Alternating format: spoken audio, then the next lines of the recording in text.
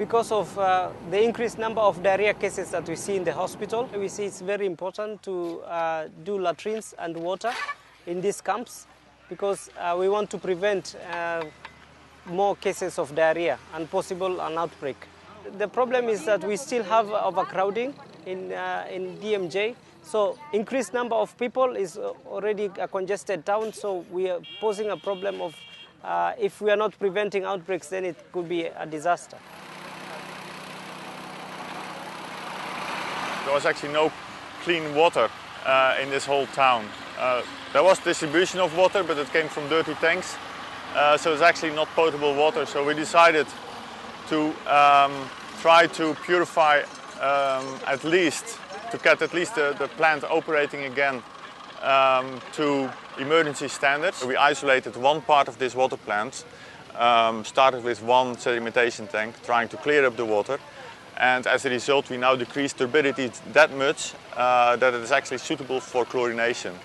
So now we pump about 450,000 liters of water per day. It's being distributed in tankers to IDP camps throughout town, around town. We managed to get water quality sufficient enough to be able to chlorinate. So all the tankers leaving this plant are now being chlorinated and produce safe drinking water.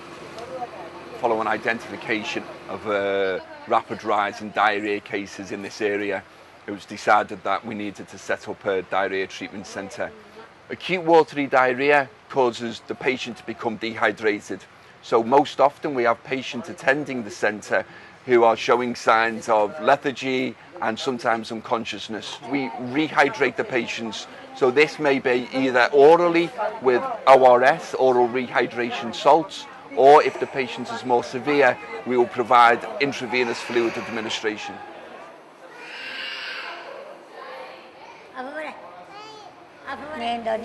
We live inside a tent. Recently I heard about MSF, so I brought my child here for treatment. The hospital was full when we arrived. My child kept vomiting and had diarrhea. As we were poor and they were treating everyone for free, we came here. When he's cured, I will come back to my tent and I'll wash him with soap and water. The doctor who cured him told me, "You'll be able to go back, but you'll have to work on good hygiene. You should clean everything. The more, the better." Certainly the best way for us to improve the situation is to provide clean drinking water and at the same time make sure that people have got early access to treatment. Health education is also a priority for us. We have health educators here in the DTC and also out in the community promoting the practices of safe hygiene and fresh water drinking. Two persons came to us and they told us about medicines.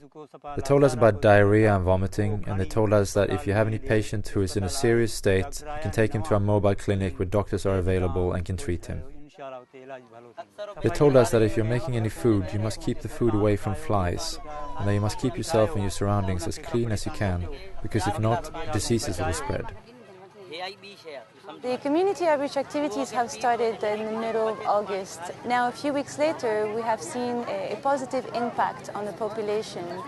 One of the main work of the community workers are to deliver health promotion messages, which range from hand washing before and after eating, helping the children wash their hands as often as possible, using the latrines, how to use the latrines if possible, and making an effort to actually go to the water points for safe drinking water. People are now coming back from other towns to come closer to their homes so that they can see what is remaining and possibly to start reconstructing their lives again.